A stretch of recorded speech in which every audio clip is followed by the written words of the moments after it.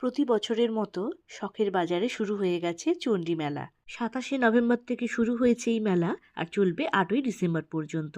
বেশ কয়েকদিন ধরেই চলে চণ্ডী মায়ের আরাধনা। জাঁকজমকপূর্ণ এই মেলায় আপনাদের সবাইকে স্বাগত জানাই। প্রতি বছর চেষ্টা করি অন্তত একদিন এই মেলায় যাওয়ার। তো আমরা গিয়েছিলাম রবিবার।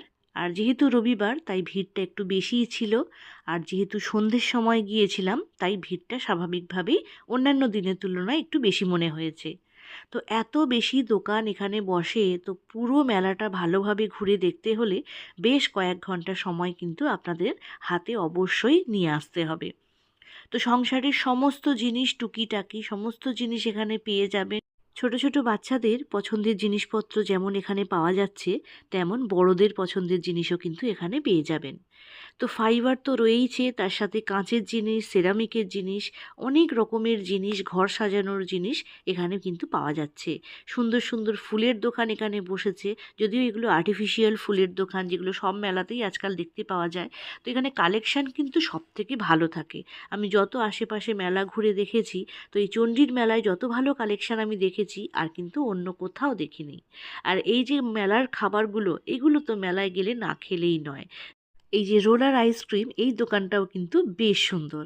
আর তাছাড়াও রয়েছে এইরকম সমস্ত রকমের স্যালাড দিয়ে ঘুগনির দোকান। দোকানটা দেখেই কিন্তু ভীষণ লোভনীয় মনে হচ্ছে, তাই এখান থেকে কিন্তু আমি একটু ঘুগনিও খেয়েছিলাম, ভীষণ টেস্টি। এছাড়াও রয়েছে চটপটা পাপড়ি চাটের দোকান। আর ফুচকা তো থাকতেই হবে মেলার দোকানে। এইরকম কিন্তু চিকেন কাবাবসও ছিল। গরম গরম পপকর্ন ভাজা চলছে। আর রয়েছে এইরকম হাওয়াই মিঠাই। কে কে ভালোবাসেন বলুন তো? এইরকম প্লাস্টিকের চুবড়ি, মগ, বালতি, এই দোকানও কিন্তু পেয়ে যাবেন এখানে। এছাড়া তো বিভিন্ন রকমের ফাস্ট ফুডের দোকান এখানে ছিল। ফিশ ফ্রাই থেকে শুরু করে বিভিন্ন রকমের পকোড়া, ফিশ ফিঙ্গার, ভেটকি পাতুরি, চিকেন কবিরাজি, কত রকমের খাবার এই দোকানগুলোতে পাওয়া যাচ্ছে। আর এই মেয়েদের যে পছন্দের দোকানগুলো, যেমন এই জুয়েলারি দোকান, প্রচুর কালেকশন ছিল। আর তাছাড়া এরকম ছোট ছোট শোপিসের দোকানও ছিল। সব কিছু কিন্তু আপনার পছন্দের। এছাড়াও বিভিন্ন রকমের ব্যাগ দেখতে পেলাম একটা দোকানে।